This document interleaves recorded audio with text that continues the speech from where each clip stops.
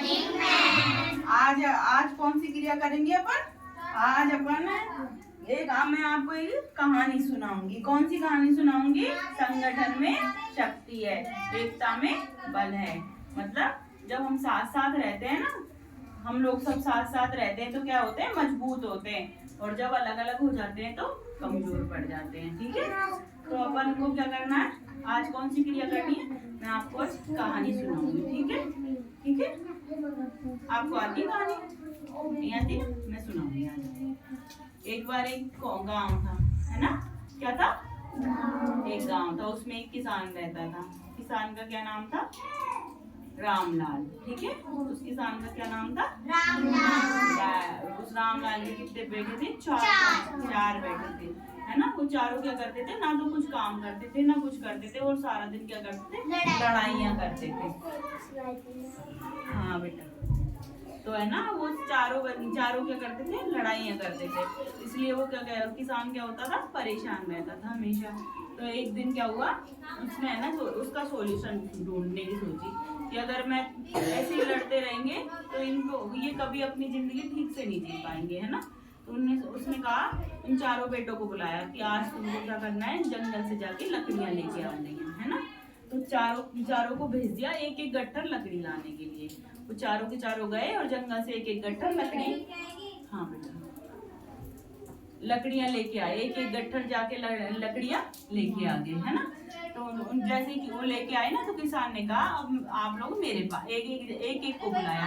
सबसे पहले बड़े बेटे को बुलाया। उससे किसान ने कहा कि इस लकड़ियों के गट्ठर को तोड़ के दिखाओ।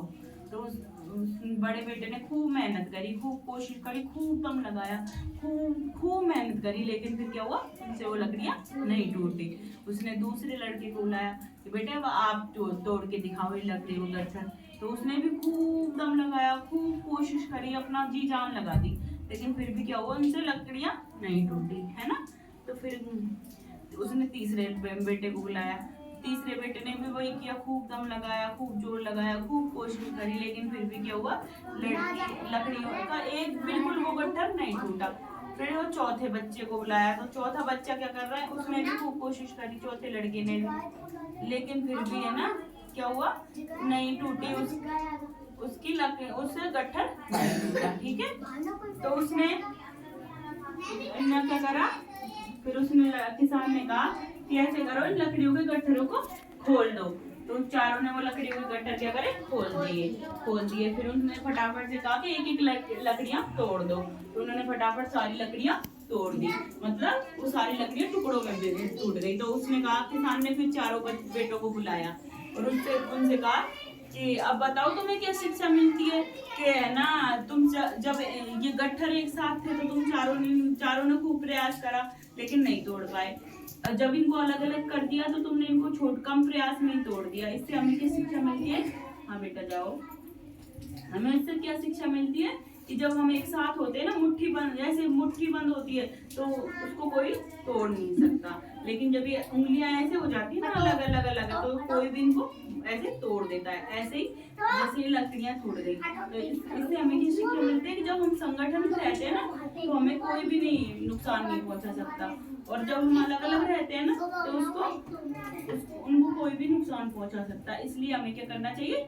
संगठन में रहना चाहिए, यानी मिलजुल के रहना चाहिए, एकता के साथ रहना चाहिए। इससे हमें क्या शिक्षा मिलती है? बताओ, हमें क्या करना चाहिए? क्या करना चाहिए बताओ? एक साथ संगठन में रहना चाहिए। कोई भी प्रॉब्लम आए तो उसकी कोई भी समस्या आए, कोई प्रॉब्लम आए, उसका सामना मिल के करना चाहिए, ताकि वो समस्या भाग जाती है। ठीक है, समझ गई? आप बताओ कि कौन सा गांव का नाम क्या था? रामपुर। हाँ, और उसका किसान का क्या नाम था? रामलाल। उसके कितने बेटे थे? चारों बेटे क्या करते थे?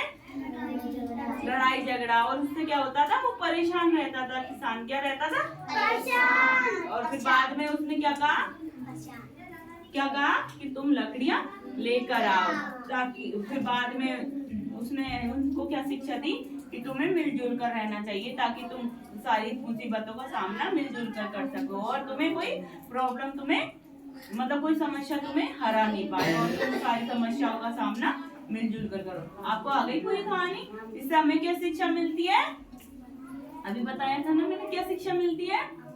हमें कैसे रहना चाहिए? मिलजुल कर। इसका इसका सीख क्या है? संगठन में शक्ति होती है, एकता में बल होता है, संगठन में शक्ति होती है, इसलिए हमें मिलजुल कर रहना चाहिए। ठीक है।